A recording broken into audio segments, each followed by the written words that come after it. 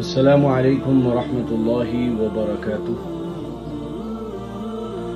عام طور پر جو حجاج کرام نیپال سے یہاں سے حج کے لیے جاتے ہیں وہ حج تمتع کی نیت کرتے ہیں، اور اسی میں آسانی بھی ہے، اس لیے حج تمتع ہی کی نیت کرنی چاہیے۔ حج تمتع کا مطلب یہ ہے کہ پہلے عمرے کی نیت سے احرام باندھا جائے اور وہاں پہنچ کر پہلے عمرہ کیا جائے، اور عمرے سے فارغ ہونے کے بعد احرام کی چادر اتار دیا جائے، اور جب حج کے زمانہ آئے تو حج کی نیت سے احرام کی چادریں پہن لیا جائے اور حج کے سارے ارکان سے فارغ ہو کر احرام کی چادر اتار دیا جائے۔ اس میں آسانی بھی ہے، اس کو حج تمتع کہا جاتا ہے، اور اکثر حجاج کرام حج تمتع کی نیت سے جاتے ہیں۔ تو سب سے پہلے تو غسل کر لیا جائے، اور غسل کرنے کے بعد بدن میں خوشبو لگا سکتے ہیں احرام کی چادر پہننے سے پہلے۔ احرام کی چادر پہننے کے بعد پھر خوشبو نہیں لگانا چاہیے، بدن میں لگانے کی گنجائش ہے۔ اللہ کے نبی صلی اللہ علیہ وسلم نے بدن میں خوشبو لگائی ہے نیت کرنے سے پہلے۔ اس کے بعد 2 رکعت نماز پڑھ لے، اور پھر میقات سے پہلے نیت کر کے تلبیہ پڑھنا شروع کر دے۔ یہ احرام پہننا، نیت کرنا اور اس کے بعد اللہ کا ذکر کرنا یہ ضروری ہے، فرض ہے، یہ پہلا فرض ہے۔ چنانچہ تلبیہ پڑھنا چاہیے، تلبیہ سنت ہے۔ تلبیہ کے الفاظ یہ ہے: لبیک اللہم لبیک لبیک لا شریک لک لبیک ان الحمد والنعمت لک والملک لا شریک لک۔ شروع میں 3 مرتبہ کم از کم پڑھا جائے، اس کے بعد کثرت سے تلبیہ کا ورد کیا جائے۔ اور جب ہم مکہ پہنچے، مسجد حرام میں بسم اللہ اللہم افتح لی ابواب رحمتک، دائیں پیر پہلے داخل کرے اور یہ دعا پڑھتے ہوئے داخل ہو، نظر کو ذرا نیچی رکھے۔ پہلی مرتبہ جیسے ہی خانہ کعبہ پر نظر پڑے تو اللہ سے دعا مانگے، اس وقت دعا قبول ہوتی ہے۔ اس کے بعد مطاف میں جب ہم پہنچے تو سب سے پہلا کام ہمیں طواف کرنا ہے۔ اگر نماز کا وقت نہ ہو تو ہم کسی بھی عمل میں نہ لگے، بلکہ سیدھا ہم طواف کریں۔ اور طواف یہ حجر اسود سے شروع کرنا ہے، گرین لائٹ لگی رہتی ہے، یہ حجر اسود کے بالکل سیدھ میں آ کر استلام کرے دور سے کہ بسم اللہ اللہ اکبر کر کے دونوں ہاتھ اٹھائے حجر اسود کی طرف، اور اس کے بعد بوسہ لے۔ یہ ہر چکر میں حجر اسود پر پہنچ کر ہمیں بوسہ لینا ہے۔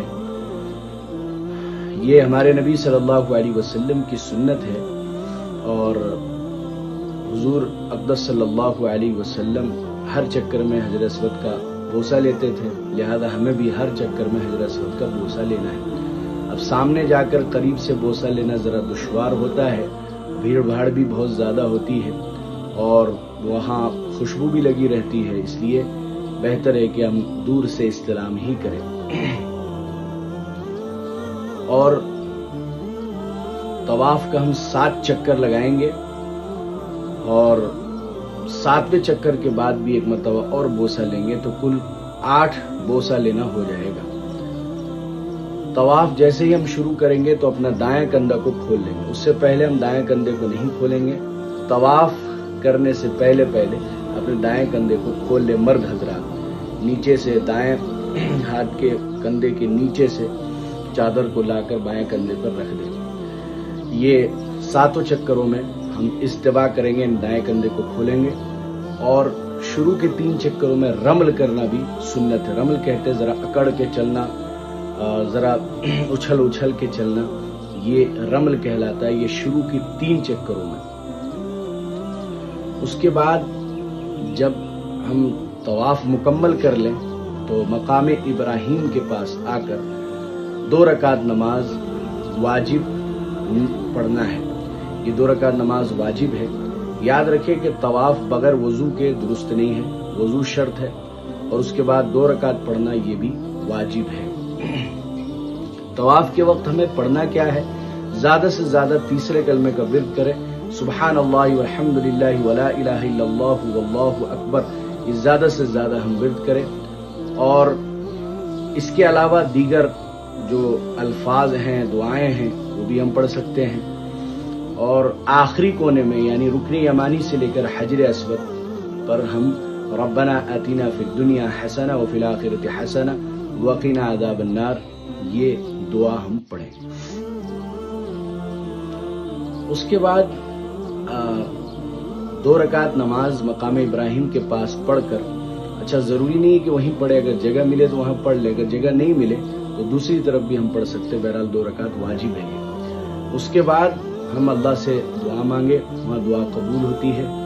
پھر ہم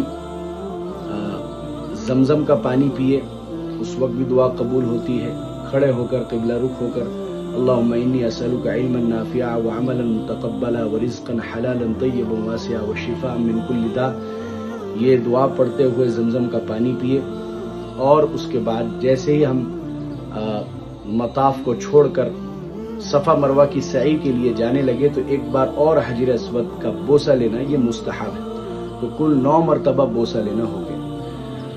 اس کے بعد ہم صفا پہاڑی پر چلے جائیں گے۔ صفا پہاڑی پر پہنچ کر قبلہ رخ ہو کر تکبیر، بسم اللہ اللہ اکبر، ان الصفا والمروۃ من شعائر اللہ قد ابدأ بما بدا اللہ، اس طرح کے الفاظ پڑھ لیں، یا نہیں تو کم از کم 3 مرتبہ اللہ اکبر تکبیر و تحلیل پڑھ کر ہم دوڑ لگانا شروع کریں گے۔ صفا مروہ کی دوڑ لگاتے وقت وضو یہ لازم تو نہیں، البتہ بہتر ہے کہ باوضو رہے، اور صفا سے ہم اپنا دوڑ شروع کریں گے۔ یہ بھی 7 چکر ہے، صفا سے مروہ 1، مروہ سے صفا 2، پھر صفا سے مروہ 3، مروہ سے صفا 4، پھر صفا سے مروہ 5، مروہ سے صفا 6، پھر صفا سے مروہ 7، تو مروہ پہ آ کر ہمارا 7 چکر مکمل ہو جائے گا۔ وہاں میلین اخضرین بھی ہے، گرین لائٹ، یہاں پہ مرد حضرات ذرا تیزی سے دوڑیں گے، ذرا تیز رفتار بڑھا لیں گے، اپنے رفتار کو بڑھا لیں گے، تیزی سے چلیں گے، لیکن مستورات یہ اپنے رفتار پر چلے گی، ان کے لیے دوڑنے کا حکم نہیں ہے۔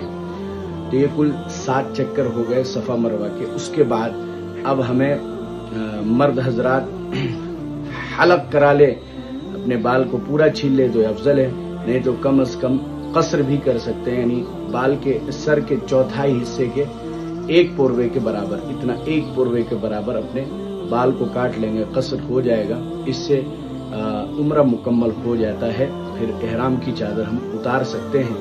مستورات بھی سر کے 1 پوروے کے برابر، بال کے 1 پوروے کے برابر اگر اپنی چوٹی میں سے نیچے سے کاٹ لے گی تو ایسی صورت میں وہ بھی احرام سے نکل سکتی ہے۔ تو یہ تو ہمارا عمرہ مکمل ہو گیا۔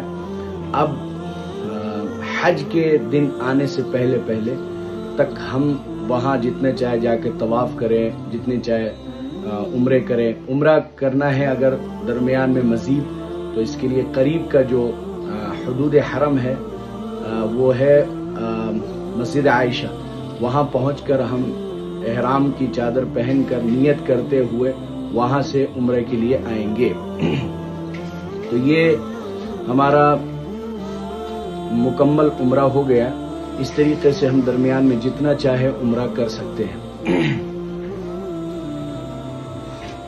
اور جب حج کے دن آئیں گے تو پھر حج کے دن آنے سے پہلے ہم حج کی نیت سے حج کا احرام باندھیں گے۔